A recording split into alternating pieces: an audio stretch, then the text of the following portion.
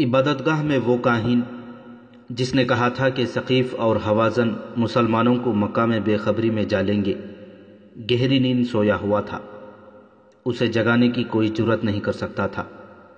وہ عبادت گاہ کے کسی اندرونی حصے میں سویا ہوا تھا، عبادت گاہ کے مجاور کسی بیرونی کمرے میں سوئے ہوئے تھے۔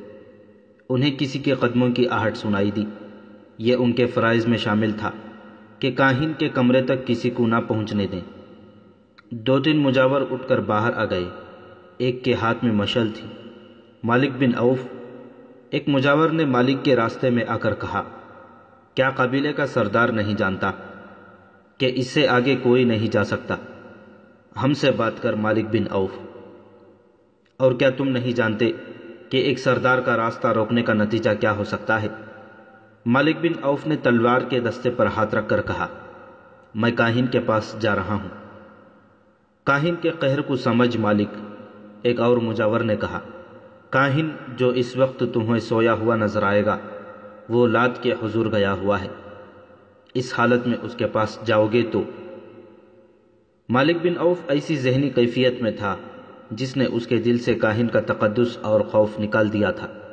ایک تو وہ بہت بری شکست کھا کر آیا تھا، دوسرے اس کی اس بیوی نے اسے دھتکار دیا تھا جسے وہ دل و جان سے چاہتا تھا۔ اس نے مجاور کے ہاتھ میں پکڑے ہوئے مشل کے ڈنڈے پر ہاتھ مارا اور اس کے ہاتھ سے مشل چھین کر کاہن کے کمرے کی طرف چلا گیا۔ مجاور اس کے پیچھے دوڑے لیکن وہ کاہن کے کمرے میں داخل ہو گیا۔ کاہن مجاوروں کے شور سے جاگ اٹھا تھا۔ اپنے کمرے میں مشل کی روشنی دیکھ کر وہ اٹھ بیٹھا۔ مالک بن عوف نے مشل دیوار میں اس جگہ لگا دی جو اسی مقصد کے لیے دیوار میں بنائی گئی تھی۔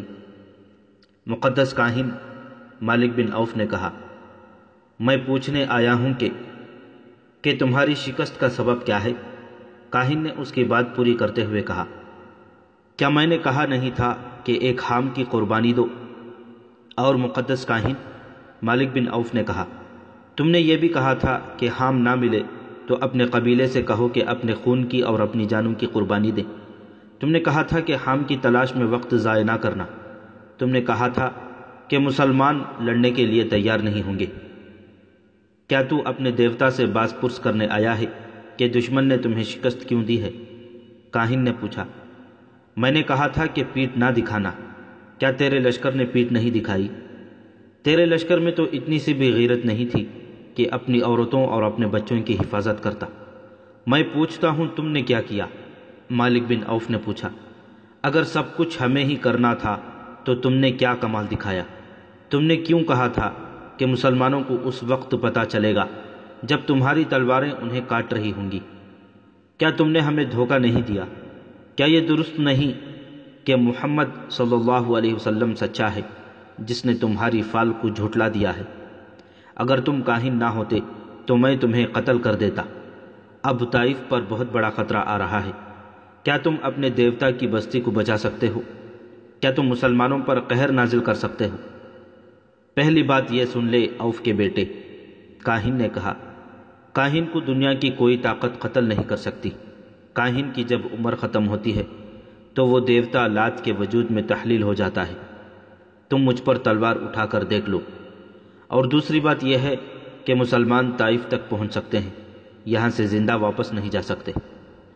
جس وقت مالک بن عوف کاہن کے کمرے میں داخل ہوا تھا اس وقت کسی انسان کی شکل کا ایک سایہ عبادت گاہ کے عقبی دروازے پر رینگ رہا تھا۔ وہ جو کوئی بھی تھا وہ اپنی جان کا خطرہ مول لے رہا تھا۔ یہ مالک بن عوف ہی تھا جو سرداری کے رعب میں رات کے وقت کاہن کے کمرے تک پہنچ گیا تھا۔ یہ عبادت گاہ صدیوں پرانی تھی، عقبی دیوار میں چھوٹا سا شگاف تھا۔ وہ انسان جس کا سایہ دیوار پر رینگ رہا تھا اس شگاف میں داخل ہوا۔ آگے اونچی گھاس اور جھاڑیاں تھیں۔ وہ انسان گھاس اور جھاڑیوں میں سے یوں گزرنے لگا کہ اس کے قدموں کی آہٹ یا ہلکی سی سرسراہٹ بھی سنائی نہیں دیتی تھی۔ وہ گھاس اور جھاڑیوں میں سے گزر کر اس چبوترے پر جا چڑھا جس پر عبادت گاہ کی عمارت کھڑی تھی۔ اس طرف کے دروازے کے کیواڑ دمک خوردہ تھے۔ وہ انسان کھائے ہوئے ان کیواڑوں میں سے گزر کر عبادت گاہ میں داخل ہو گیا۔ آگے تاریک غلام گردش تھی، اس انسان نے جوتے اتار دیے اور دبے پاؤں آگے بڑھتا گیا۔ اس گپھ اندھیرے میں وہ یوں چلا جا رہا تھا جیسے پہلے بھی یہاں کبھی آیا ہو۔ وہ غلام گردش کی بھول بھلائیوں میں سے گزرتا کاہن کے کمرے کے قریب پہنچ گیا۔ اسے کاہن کی اور کسی اور کی باتیں سنائی دیں۔ وہ مالک بن عوف تھا جو کاہن کے ساتھ باتیں کر رہا تھا۔ یہ انسان رک گیا۔ اسے کاہن کے کمرے میں آتی ہوئی مشعل کی روشنی نظر آ رہی تھی۔ مالک بن عوف کاہن سے اتنا مرعوب ہوا کہ وہ سر جھکائے ہوئے وہاں سے نکل گیا۔ یہ انسان جو قریب ہی کہیں چھپ گیا تھا آگے بڑھا۔ کاہن دروازے کی طرف دیکھ رہا تھا۔ اس کی آنکھیں حیرت سے کھل گئیں کیونکہ اس کے سامنے ایک جوان سال لڑکی کھڑی تھی۔ اس لڑکی کو وہ پہچانتا تھا۔ یہ وہی یہودی لڑکی تھی جسے ایک ضعیف العمر یہودی کاہن کے پاس تحفے کے طور پر لایا تھا، اور اس لڑکی کے ساتھ اس نے سونے کے 2 ٹکڑے کاہن کی نظر کیے تھے۔ یہ کاہن کا انعام اور معاوضہ تھا۔ کاہن نے اسے یقین دلایا تھا کہ ثقیف اور حوازن کے قبیلے مسلمانوں کو مکہ میں ہمیشہ کے لیے ختم کر دیں گے۔ اس نے اس بوڑھے یہودی سے کہا تھا کہ دیوتا لات کا اشارہ کبھی غلط نہیں ہو سکتا۔ بوڑھا یہودی اس یہودی لڑکی کو کاہن کے پاس ایک رات کے لیے چھوڑ کر چلا گیا تھا۔ طائف میں وہ اس خوشخبری کا منتظر بیٹھا تھا کہ ثقیف، حوازن اور ان کے دوست قبیلوں نے اسلام کو مسلمانوں کے خون میں ڈبو دیا ہے۔ لیکن ہوا یوں کہ مالک بن عوف سر جھکائے ہوئے طائف میں داخل ہوا۔ پھر اس کے لشکری قدم گھسیٹتے ہوئے 2-2 4-4 کی ٹولیوں میں طائف میں آنے لگے۔ بوڑھے یہودی کی کمر عمر نے پہلے ہی دوہری کر رکھی تھی۔ مالک بن عوف کو شکست خوردگی کی حالت میں واپس آتے دیکھ کر اس کی کمر جیسے ٹوٹ ہی گئی ہو۔ اس کی کمر پر آخری تنکا اس یہودی لڑکی نے رکھ دیا جسے وہ انعام کے طور پر کاہن کے حوالے کر آیا تھا۔ میں حیران ہوں کہ تم جیسے جہاں دیدہ بزرگ نے دھوکہ دیا ہے، لڑکی نے اسے کہا تھا۔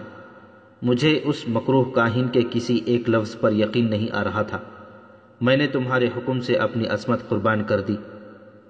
میرے حکم سے نہیں، بوڑھے یہودی نے کہا تھا، خدائے یہودا کے حکم سے تمہاری عصمت کی قربانی رائے گاہ نہیں جائے گی۔ یہودیوں میں یہ رواج عام تھا جو ابھی تک چلا آ رہا ہے کہ میدان جنگ میں آنے سے گریز کرتے تھے۔ وہ ایسی چال چلتے تھے کہ اپنے دشمنوں کو آپس میں لڑا دیا کرتے تھے۔ اس کے لیے وہ دولت کے ساتھ ساتھ اپنی بیٹیوں کی عصمت بھی ایک کامیاب حربے کے طور پر استعمال کرتے تھے۔ یہودیوں کے معاشرے اور مذہب میں عصمت اور آبروح کی کوئی قدر اور قیمت نہیں تھی، لیکن یہ لڑکی اپنی قوم سے بہت ہی مختلف ثابت ہوئی۔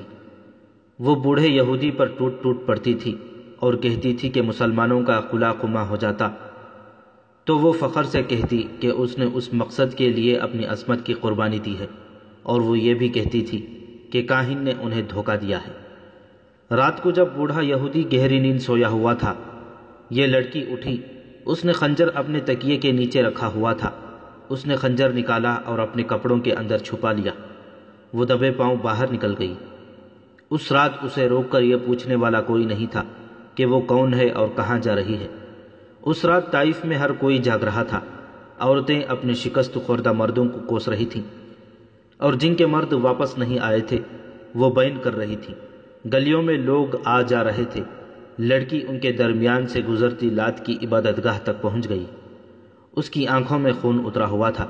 وہ اس دور کی عورتوں میں سے ایک تھی جن میں مردانہ شجاعت کٹ کٹ کر بھری ہوئی تھی۔ وہ عبادت گاہ کے پچھواڑے کی دیوار سے اندر چلی گئی۔ ہم جانتے تھے کہ ہمارا جادو تمہیں ایک بار پھر ہمارے پاس لے آئے گا، کاہن اس لڑکی سے کہہ رہا تھا۔ آؤ، دروازے میں کھڑی کیا کر رہی ہو؟ لڑکی آہستہ آہستہ آگے بڑھی اور کاہن کے قریب جا رکی۔ جادو نہیں، انتقام کہو، لڑکی نے اپنی دھیمی آواز میں کہا جس میں قہر اور غضب چھپا ہوا تھا۔ مجھے انتقام کا جادو یہاں تک لے آیا ہے۔ کیا کہہ رہی ہو لڑکی؟ کاہن نے حیرت زدہ مسکراہٹ سے کہا۔ کیا تم مالک بن عوف سے انتقام لینا چاہتی ہو؟ وہ جا چکا ہے، وہ مجھے قتل کرنے آیا تھا۔ کیا کوئی انسان اتنی جرأت کر سکتا ہے کہ لات کے کاہن کو قتل کر دے؟ ہاں، لڑکی نے کہا، ایک انسان ہے جو لات کے کاہن کو قتل کر سکتا ہے۔ وہ لات کا پجاری نہیں، وہ میں ہوں، خدائے یہودا کی پجارن۔ لڑکی نے پلک جھپکتے کپڑوں کے اندر سے خنجر نکالا اور کاہن کے دل میں اتار دیا۔ اس کے ساتھ ہی لڑکی نے کاہن کے منہ پر ہاتھ رکھ دیا کہ اس کی اونچی آواز نہ نکل سکے۔ لڑکی نے خنجر نکالا اور کاہن کی شہ رگ کاٹ دی۔ وہ بڑے اطمینان سے کاہن کے کمرے سے نکل آئی اور اس رستے جس رستے وہ آئی تھی عبادت گاہ کے احاطے سے نکل گئی۔ مالک بن عوف اپنی خوابگاہوں میں سر جھکائے بیٹھا تھا۔ اس کی چہیتی بیوی اس کے پاس بیٹھی تھی۔ غلام نے اطلاع دی کہ ایک اجنبی جوان عورت آئی ہے جس کے کپڑے خون سے لال ہیں اور اس کے ہاتھ میں خون آلود خنجر ہے۔ مالک بن عوف جو نیم مردہ نظر آ رہا تھا اچھل پڑا اور بولا کہ اسے اندر لے آؤ۔ اس کی اور اس کی بیوی کی نظریں دروازے پر جم گئیں۔ وہ جوان عورت دروازے میں آ کھڑی ہوئی اور بولی، جو کام تم نہیں کر سکے تھے وہ میں کر آئی ہوں۔ میں نے کاہن کو قتل کر دیا ہے۔ مالک بن عوف پر سناٹا طاری ہو گیا۔ اس کے چہرے پر خوف کی پرچھائیاں نظر آنے لگیں۔ اس نے لپک کر تلوار اٹھائی اور نیام پرے پھینک کر لڑکی کی طرف بڑھا۔ اس کی بیوی راستے میں آ گئی۔ اس لڑکی نے جو کچھ کیا ہے ٹھیک کیا ہے، بیوی نے اسے کہا۔ تمہیں جھوٹے سہارے اور جھوٹے اشارے دینے والا مر گیا ہے، اچھا ہوا ہے۔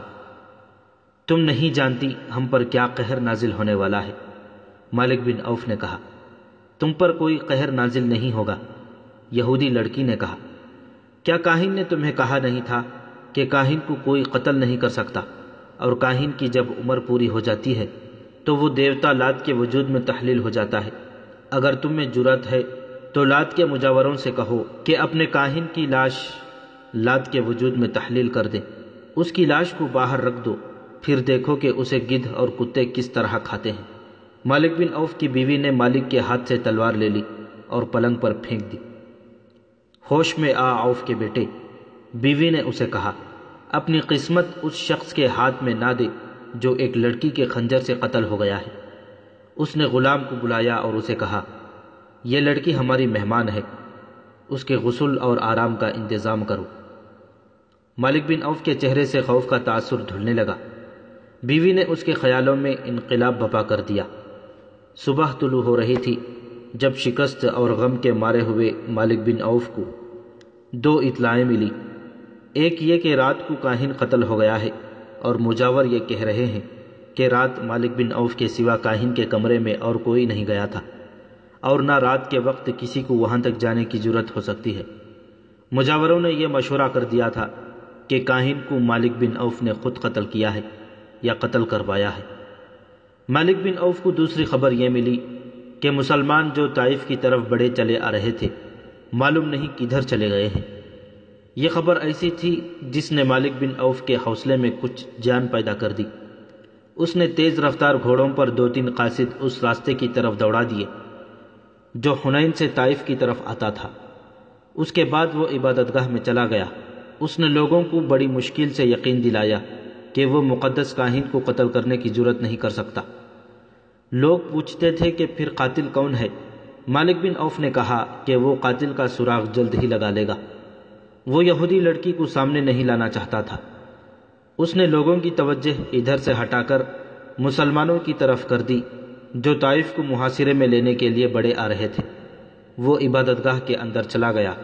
اس نے مجاوروں کے ساتھ کسی طرح معاملہ طے کر لیا۔ لات کے پجاریوں، ایک بوڑھے مجاور نے باہر آ کر لوگوں کے ہراساں ہجوم سے کہا، ہمارے مقدس کاہن کو کسی نے قتل نہیں کیا، وہ دیوتا لات کے وجود میں گھل مل گیا ہے۔ دیوتا لات کے حکم سے اب میں کاہن ہوں۔ جاؤ اپنی بستی کو اس دشمن سے بچاؤ جو بڑھا چلا آ رہا ہے۔ مالک بن عوف جب اپنے گھر پہنچا تو کچھ دیر بعد اس کے بھیجے ہوئے قاصد واپس آ گئے۔ انہوں نے اسے بتایا کہ اس راستے پر جو طائف کی طرف آتا ہے مسلمانوں کا نام و نشان بھی نہیں۔ مالک بن عوف نے اپنے آپ کو دھوکے میں نہ رکھا۔ اس نے اپنے قبیلے کے سرداروں سے کہا کہ محمد اپنے دشمن کو بخشنے والا نہیں، وہ کسی نہ کسی طرف سے جوابی وار ضرور کرے گا۔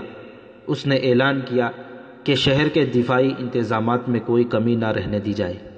قاصدوں نے مالک بن عوف کو بالکل صحیح اطلاع دی تھی کہ طائف کے راستے پر مسلمانوں کا نام و نشان نظر نہیں آتا، لیکن مسلمان سیلاب کی طرح طائف کی طرف بڑھے چلے آ رہے تھے۔ انہوں نے رسول اکرم صلی اللہ علیہ وسلم کے حکم سے راستہ بدل دیا بتلا ہوا راستہ بہت لمبا تھا، لیکن رسول کریم صلی اللہ علیہ وسلم نے اتنا لمبا راستہ اختیار کرنے کا فیصلہ اس لیے کیا تھا کہ چھوٹا راستہ پہاڑیوں اور چٹانوں میں سے گزرتا تھا، کھڈ نالے بھی تھے۔ رسول کریم صلی اللہ علیہ وسلم نے اپنے سالاروں سے کہا تھا کہ حنین کے پہلے تجربے کو نہ بھولو۔ مالک بن عوف بڑا کایاں جنگجو ہے۔ آپ نے فرمایا کہ طائف تک کا تمام علاقہ گھات کے لیے موزوں ہے۔ مالک بن عوف ویسی ہی گھات لگا سکتا ہے جیسی گھات میں اس نے خالد بن ولید کو تیروں سے چھلنی کر دیا تھا۔ رسول اکرم صلی اللہ علیہ وسلم نے جو راستہ طائف تک پہنچنے کے لیے اختیار کیا تھا وہ وادی الملیج میں سے گزرتا تھا اور وادی القرن میں داخل ہو جاتا تھا۔ آپ صلی اللہ علیہ وسلم اپنے لشکر کو وادی القرن میں سے گزارنے کے بجائے طائف کے شمال مغرب کے 7 میل دور نکل گئے اور نخب اور ساویرہ کے علاقے میں داخل ہو گئے۔ یہ علاقہ نشیب و فراز کا تھا اور اس میں پہاڑیاں اور چٹانیں نہ ہونے کے برابر تھیں۔ مجاہدین کا یہ لشکر 5 فروری 630 عیسوی 15 شوال 8 ہجری کے روز طائف کے گرد و نواح میں اس سمت سے پہنچا جو طائف والوں کے وہم و گمان میں بھی نہیں تھی۔ مجاہدین اسلام کا کوچ بڑا ہی تیز تھا۔ ہراول میں بنو سلیم تھے جن کے کمانڈر خالد بن ولید تھے۔ توقعات کے عین مطابق طائف تک دشمن کہیں بھی نظر نہ آیا۔ اس کی وجہ یہ تھی، جیسا کہ مورخین نے لکھا ہے، کہ مالک بن عوف اب کھلے میدان میں لڑنے کا خطرہ مول نہیں لے سکتا تھا۔ حنین کے معرکے میں زیادہ تر نقصان بنو حوازن کا ہوا تھا۔ قبیلہ ثقیف لڑاکا تھا، لیکن جو ٹکر بنو حوازن نے لی تھی وہ بنو ثقیف کو لینے کا موقع نہیں ملا تھا۔ پھر بھی ثقیف پسپا ہو کے آئے تھے۔ رسول کریم صلی اللہ علیہ وسلم اس خطرے سے بے خبر نہیں تھے کہ اہل ثقیف تازہ دم ہیں اور وہ اپنے شہر کے دفاع میں لمبے عرصے تک لڑیں گے۔ معلوم نہیں یہ کس کی غلطی تھی کہ مسلمان شہر کی دیوار کے خطرناک حد تک قریب جا رکے۔ وہاں وہ پڑاؤ کرنا چاہتے تھے۔ اچانک اہل ثقیف دیواروں پر نمودار ہوئے اور انہوں نے مسلمانوں پر تیروں کا مہ برسا دیا۔ بہت سے مسلمان زخمی اور کچھ شہید ہو گئے۔ مسلمان پیچھے ہٹ آئے۔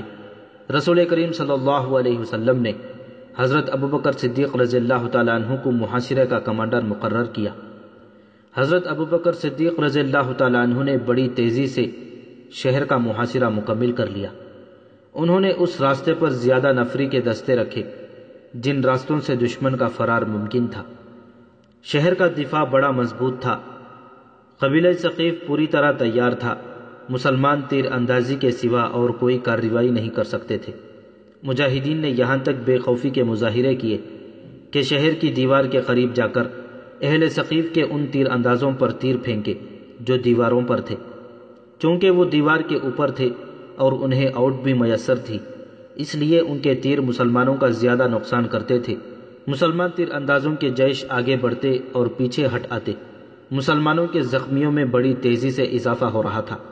محاصرے کے کمانڈر حضرت ابوبکر رضی اللہ تعالیٰ عنہ کے اپنے بیٹے حضرت عبداللہ رضی اللہ تعالیٰ عنہ بنو ثقیف کے تیروں سے شہید ہو گئے۔ 5-6 دن اسی طرح گزر گئے۔ تاریخ اسلام کی مشہور و معروف شخصیت سلمان فارسی رضی اللہ تعالیٰ عنہ لشکر کے ساتھ تھے۔ جنگ خندق میں مدینہ کے دفاع کے لیے جو خندق کھودی گئی تھی وہ سلمان فارسی رضی اللہ تعالیٰ عنہ کی جنگی دانش کا کمال تھا۔ اس سے پہلے عرب خندق کے طریقہ دفاع سے ناواقف تھے۔ اب سلمان فارسی نے دیکھا کہ محاصرہ کامیاب نہیں ہو رہا تو انہوں نے شہر پر پتھر پھینکنے کے لیے ایک منجنیق تیار کروائی، لیکن یہ کامیاب نہ ہو سکی۔ سلمان فارسی رضی اللہ تعالیٰ عنہ نے ایک دبابہ تیار کروائی۔ یہ لکڑی یا چمڑے کی بہت بڑی ڈھال ہوتی تھی جسے چند آدمی پکڑ کر آگے آگے چلتے تھے، خود اس کی آؤٹ میں رہتے تھے اور اس کی آؤٹ میں بہت سے آدمی قلعے کے دروازے تک چلے جاتے تھے۔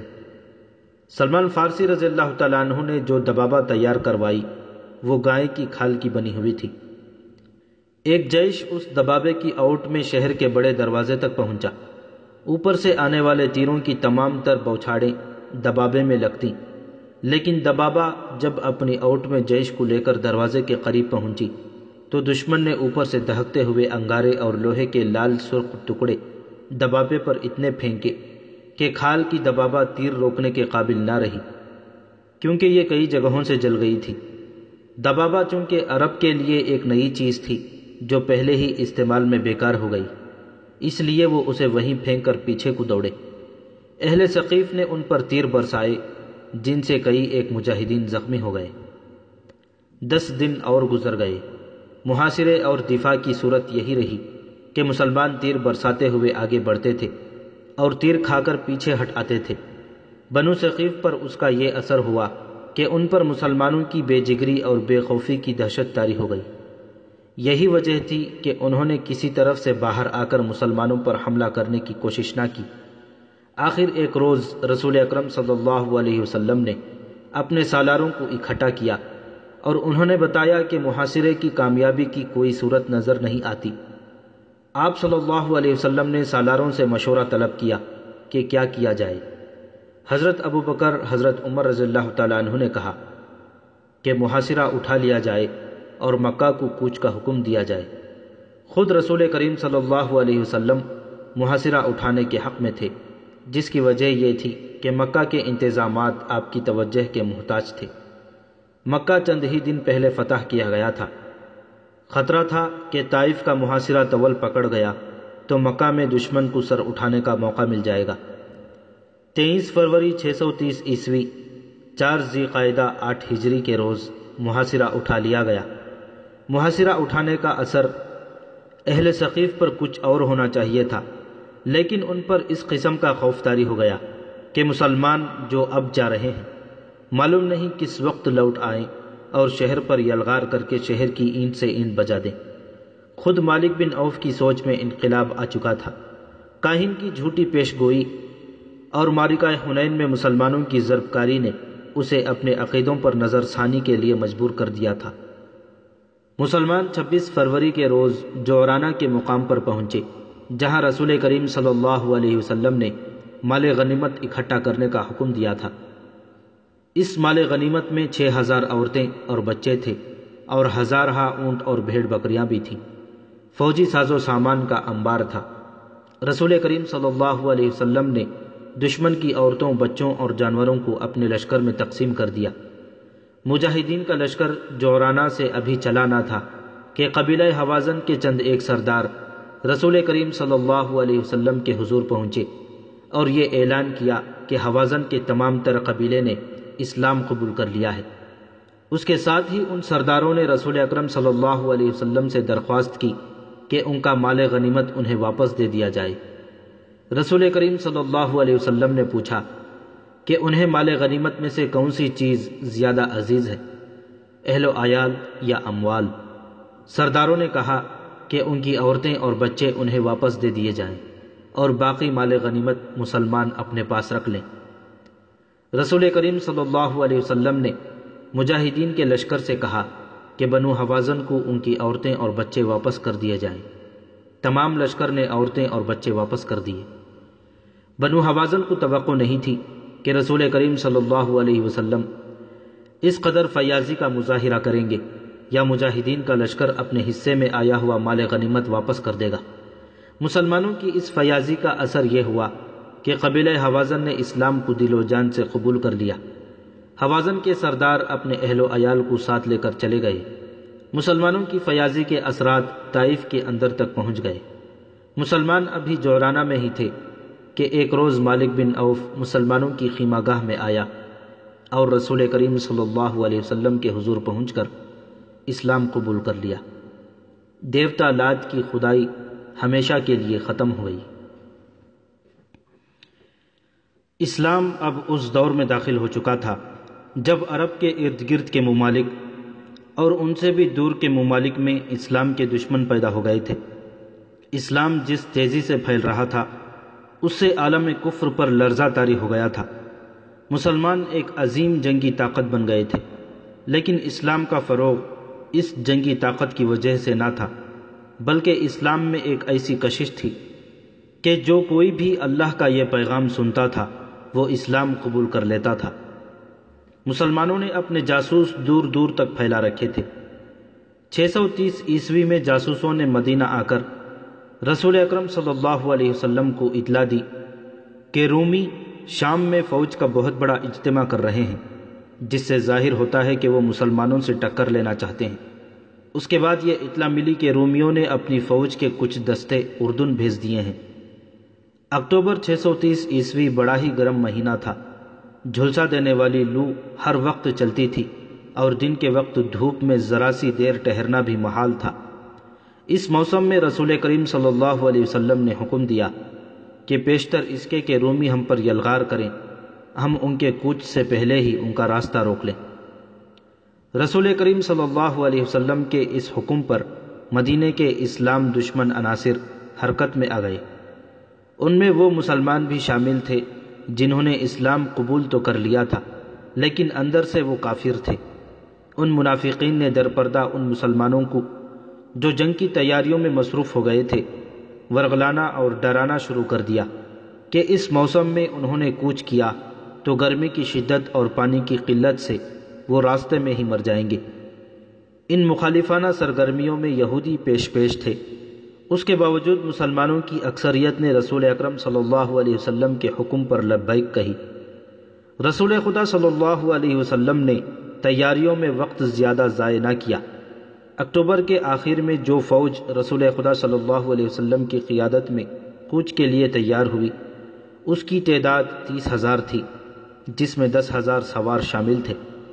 مجاہدین کے اس لشکر میں مدینہ کے علاوہ مکہ کے اور ان قبائل کے افراد بھی شامل تھے جنہوں نے سچے دل سے اسلام قبول کیا تھا۔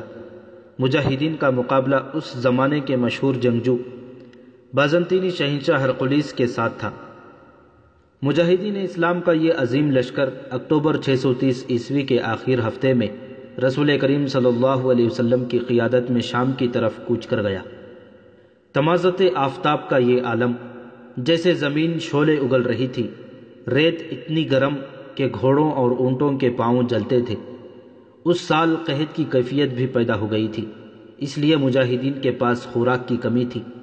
مجاہدین اس جھلسا دینے والی گرمی میں پانی نہیں پیتے تھے کہ معلوم نہیں آگے کتنی دور جا کر پانی ملے۔ تھوڑی ہی دور جا کر مجاہدین کے ہونٹ خشک ہو گئے اور ان کے حلق میں کانٹے بھی چبھنے لگے، لیکن ان کی زبان پر اللہ کا نام تھا اور وہ ایسے عزم سے شرسار تھے جس کا اجر خدا کے سوا اور کوئی نہیں دے سکتا۔ ایک لگن تھی، ایک جذبہ تھا کہ مجاہدین زمین و آسمان کے اگلے ہوئے شعلوں کا منہ چڑھاتے چلے جا رہے تھے۔ تقریباً 14 روز بعد یہ لشکر شام کی سرحد کے ساتھ تبوک کے مقام پر پہنچ گیا۔ مورخین لکھتے ہیں کہ اچھے اور خوشگوار موسم میں مدینہ سے تبوک کا سفر 14 دنوں کا تھا، جسے اس وقت کے مسافروں کی زبان میں 14 منزل کہا جاتا تھا۔ بعض مورخین نے 14 منزل کو 14 دن کہا ہے۔ تبوک میں ایک جاسوس نے اطلاع دی کہ رومیوں کے جو دستے اردن میں آئے تھے وہ اس وقت دمشق میں ہیں۔ رسول کریم صلی اللہ علیہ وسلم نے لشکر کو تبوک میں خیمہ زن ہونے کا حکم دیا اور تمام سالاروں کو صلح مشورے کے لیے طلب کیا۔ سب کو یہی توقع تھی کہ تبوک سے کوچ کا حکم ملے گا اور دمشق میں یا دمشق سے کچھ ادھر رومیوں کے ساتھ فیصلہ کن معرکہ ہوگا۔ رسول کریم صلی اللہ علیہ وسلم نے اپنے اصول کے مطابق سب سے پہلے مشورے طلب کیے۔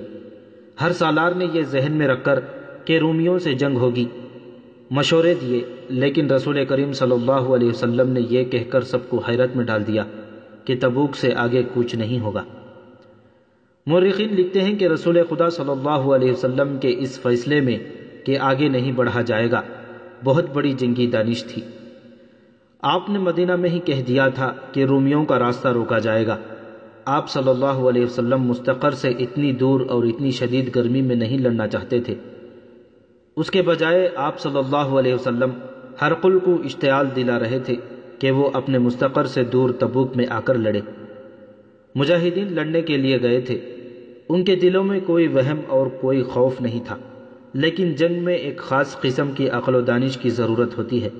رسول کریم صلی اللہ علیہ وسلم نے عقل و دانش کو استعمال کیا اور مدینے کی طرف رومیوں کا راستہ روکنے کا یہ اہتمام کیا کہ اس علاقے میں جو قبائل رومیوں کے زیر اثر تھے انہیں اپنے اثر میں لانے کے مہمات تیار کیے۔ ان میں 4 مقامات خصوصی اہمیت کے حامل ہیں جہاں ان مہمات کو بھیجا جانا تھا۔ ان میں ایک تو عقبہ تھا جو اس دور میں ایلا کہلاتا تھا، دوسرا مقام مقننہ تیسرا زروق اور چوتھا حربہ تھا۔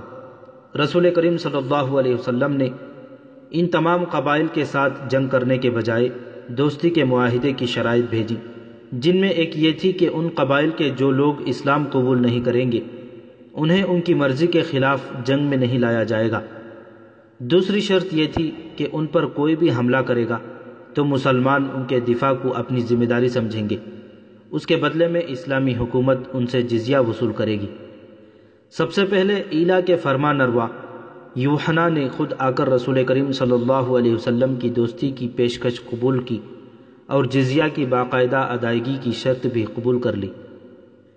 اس کے فوراً بعد دو اور طاقتور قبیلوں نے بھی مسلمانوں کے ساتھ دوستی کا معاہدہ کر لیا اور جزیہ کی شرط بھی مان لی۔ الجوف کے ایک مقام میں جو اس دور میں دومت الجندل کہلاتا تھا، یہ بڑے ہی خطرناک صحرا میں واقع تھا۔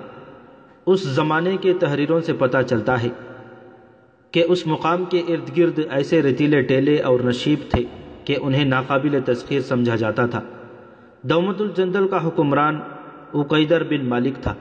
چونکہ اس کی بادشاہی انتہائی دشوار گزار علاقے میں تھی، اس لیے وہ اپنے علاقے کو ناقابل تسخیر سمجھتا تھا۔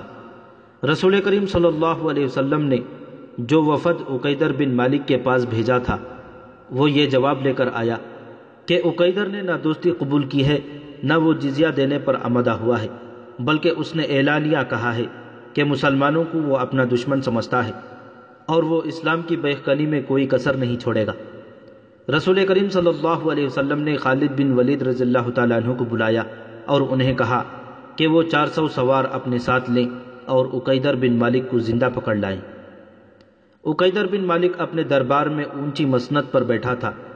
اس کے پیچھے دو نیم برہنہ لڑکیاں کھڑی مورچل ہلا رہی تھیں۔ عقیدر بن مالک کے چہرے پر وہی رعونیت تھی جو روایتی بادشاہوں کے چہروں پر ہوا کرتی تھی۔ اے ابن مالک، اس کے بوڑھے وزیر نے جو اس کی فوج کا سالار بھی تھا اٹھ کر کہا، تیری بادشاہی کو کبھی زوال نہ آئے۔ کیا تجھے پتہ نہیں چلا کہ ایلا، جربا، ازروخ اور مقننہ کے قبیلوں نے مدینہ کے مسلمانوں کی دوستی قبول کر لی ہے؟ آج دوستی قبول کی ہے تو کل قبیلہ قریش کے محمد صلی اللہ علیہ وسلم کے مذہب کو بھی قبول کر لیں گے۔ کیا ہمارا بزرگ وزیر ہمیں بھی یہ مشورہ دینا چاہتا ہے کہ ہم بھی مسلمانوں کے آگے گھٹنے ٹیک دیں؟ عقیدر بن مالک نے کہا، ہم ایسا کوئی مشورہ قبول نہیں کریں گے۔ نہیں ابن مالک، بوڑھے وزیر نے کہا، میری عمر نے جو مجھے دکھایا ہے وہ تو نے ابھی نہیں دیکھا۔ میں مانتا ہوں کہ تو مسلمانوں کا سب سے بڑا دشمن ہے، لیکن میں دیکھ رہا ہوں کہ تو اپنے دشمن کو اتنا حقیر سمجھ رہا ہے کہ تو یہ بھی نہیں سوچ رہا کہ مسلمانوں نے حملہ کر دیا تو ہم تمہاری بادشاہی کو کس طرح بچائیں گے۔ صلیب مقدس کی قسم، عقیدر بن مالک نے کہا، ہمارے ارد گرد جو علاقہ ہے وہ ہماری بادشاہی کو بچائے گا۔ میرے اس خوفناک صحرا کی ریت مسلمانوں کا خون چوس لے گی۔ ریت اور مٹی کے جو ٹیلے دومت الجندل کے ارد گرد کھڑے ہیں، یہ خدا نے میرے سنتری کھڑے کر رکھے ہیں، ہم پر کوئی فتح نہیں پا سکتا۔ اس وقت خالد بن ولید رضی اللہ تعالیٰ عنہ اپنے 400 سواروں کے ساتھ آدھا راستہ طے کر چکے تھے۔ اگلے روز وہ اس صحرا میں داخل ہو گئے جسے مورخوں نے بھی ناقابل تسخیر لکھا ہے۔ مجاہدین کے چہرے ریت کی مانند خشک ہو گئے تھے۔ گھوڑوں کی چال بتا رہی تھی کہ یہ مسافت اور پیاس ان کی برداشت سے باہر ہوئی جا رہی ہے، لیکن خالد رضی اللہ تعالیٰ عنہ کی قیادت مجاہدین کے دلوں میں نئی روح پھونک رہی تھی۔ دومت الجندل اچھا خاصا شہر تھا، اس کے ارد گرد دیوار تھی۔ خالد بن ولید رضی اللہ تعالیٰ عنہ اس کے قریب پہنچ گئے اور اپنے سواروں کو ایک وسیع نشیب میں چھپا دیا۔ مجاہدین کی جسمانی کیفیت ایسی تھی کہ انہیں کم از کم ایک دن اور ایک رات آرام کرنے کی ضرورت تھی، لیکن خالد رضی اللہ تعالیٰ عنہ نے اپنے سواروں کو تیاری کی حالت میں رکھا۔ سورج غروب ہو گیا، پھر رات گہری ہونے لگی، چاند پوری آب و تاب سے چمکنے لگا، صحرا کی چاندنی بڑی شفاف ہو گئی۔ خالد بن ولید رضی اللہ تعالیٰ عنہ اپنے ایک آدمی کو ساتھ لے کر شہر کی دیوار کی طرف چل پڑے۔ وہ جائزہ لینا چاہتے تھے کہ شہر کا محاصرہ کیا جائے، جس کے لیے 400 سوار کافی نہیں تھے۔ زیادہ سے زیادہ یہ کہا جا سکتا تھا کہ شہر کی ناکہ بندی کر دی جائے۔ دوسری صورت یلغار کی تھی، خالد رضی اللہ تعالیٰ عنہ دیوار کے دروازے سے خاصا پیچھے ایک آؤٹ میں بیٹھ گئے۔ چاندنی اتنی صاف تھی کہ دیوار کے اوپر سے خالد نظر آ سکتے تھے۔ شہر کا بڑا دروازہ کھلا۔ خالد سمجھے کہ عقیدر فوج لے کر باہر آ رہا ہے اور ان پر حملہ کرے گا، لیکن عقیدر کے پیچھے پیچھے چند سوار باہر نکلے اور دروازہ بند ہو گیا۔ خالد کو یاد آیا کہ تبوک سے روانگی کے وقت رسول کریم صلی اللہ علیہ وسلم نے انہیں کہا تھا، عقیدر تمہیں شاید شکار کھیلتا ہوا ملے گا۔ عقیدر بن مالک کے متعلق مشہور تھا کہ وہ جیسے شکار کھیلنے کے لیے ہی پیدا ہوا تھا۔ صحرا میں شکار رات کو ملتا تھا کیونکہ دن کے وقت جانور دبکے چھپے رہتے تھے۔ پورے چاند کی رات بڑے شکار کے لیے موزوں سمجھی جاتی تھی۔ یہ رسول اکرم صلی اللہ علیہ وسلم کی انٹیلیجنس کا کمال تھا کہ آپ صلی اللہ علیہ وسلم نے دشمن کی عادات اور خصلتوں کا بھی پتہ چلا لیا تھا، اور آپ صلی اللہ علیہ وسلم نے خالد رضی اللہ تعالیٰ عنہ کو عقیدر کے متعلق پوری معلومات دے دی تھی۔ خالد نے جب دیکھا کہ عقیدر بن مالک چند ایک سواروں کے ساتھ باہر آیا ہے تو انہوں نے اس کے انداز کا پوری طرح جائزہ لیا۔ حضرت خالد سمجھ گئے کہ عقیدر کو معلوم ہی نہیں ہو سکا کہ 400 مسلمان سوار اس کے شہر کے قریب پہنچ گئے ہیں اور وہ شکار کھیلنے جا رہا ہے۔ حضرت خالد اپنے آدمی کے ساتھ رینگتے سرکتے پیچھے آئے۔ جب عقیدر اپنے سواروں کے ساتھ نظروں سے اوجھل ہو گیا تو خالد رضی اللہ تعالیٰ عنہ دوڑ کر اپنے سواروں تک پہنچ گئے۔ انہوں نے کچھ سوار منتخب کیے۔ اپنے تمام سواروں کو انہوں نے تیاری کی حالت میں رکھا ہوا تھا۔ وہ سواروں کے ایک جیش کو اپنی قیادت میں اس طرف لے گئے جدھر عقیدر گیا تھا۔ خالد نے یہ خیال رکھا کہ عقیدر شہر سے اتنا آگے چلا جائے کہ جب اس پر حملہ ہو تو شہر تک اس کی آواز بھی نہ پہنچ سکے۔ رات کے سناٹے میں اتنے زیادہ گھوڑوں کی آواز کو دبایا نہیں جا سکتا تھا۔ عقیدر اور اس کے ساتھیوں کو پتہ چل گیا تھا کہ ان کے پیچھے گھوڑ سوار آ رہے ہیں۔ عقیدر کا بھائی حسان بھی اس کے ساتھ تھا۔ اس نے کہا کہ وہ جا کے دیکھتا ہے کہ کون ہے۔ اس نے اپنا گھوڑا پیچھے کو موڑا ہی تھا کہ خالد رضی اللہ تعالیٰ عنہ نے اپنے سواروں کو ہلہ بولنے کا حکم دے دیا۔ عقیدر کو خالد اور ان کے سواروں کی للکار سے پتہ چلا کہ یہ مسلمان ہیں۔ حسان نے برچھی سے مقابلہ کرنے کی کوشش کی لیکن مارا گیا۔ عقیدر اپنے سواروں سے ذرا الگ تھا۔ خالد رضی اللہ تعالیٰ عنہ نے اپنے گھوڑوں کو ایڑ لگائی اور رخ عقیدر کی طرف کر لیا۔ عقیدر ایسا بوکھلایا کہ خالد رضی اللہ تعالیٰ عنہ پر وار کرنے کے بجائے اس نے راستے سے ہٹنے کی کوشش کی۔ خالد رضی اللہ تعالیٰ عنہ نے اس پر کسی ہتھیار سے وار نہ کیا، نہ گھوڑے کی رفتار کم کی۔ انہوں نے گھوڑا عقیدر کے گھوڑے کے قریب سے گزارا اور بازو عقیدر کی کمر میں ڈال کر اسے اس کے گھوڑے سے اٹھا کر اپنے ساتھ ہی لے گئے۔ عقیدر بن مالک کے شکاری ساتھیوں اور محافظوں نے دیکھا کہ ان کا فرما نروا پکڑا گیا اور اس کا بھائی مارا گیا ہے، تو انہوں نے خالد رضی اللہ تعالیٰ عنہ کے سواروں کا مقابلہ کرنے کے بجائے بھاگ نکلنے کا راستہ دیکھا۔ وہ زمین ایسی تھی کہ چھپ کر نکل جانے کے لیے نشیب، کھڈ اور ٹیلے بہت تھے۔ ان میں کچھ زخمی ہوئے لیکن نکل گئے۔ شہر میں داخل ہو کر انہوں نے دروازہ بند کر دیا۔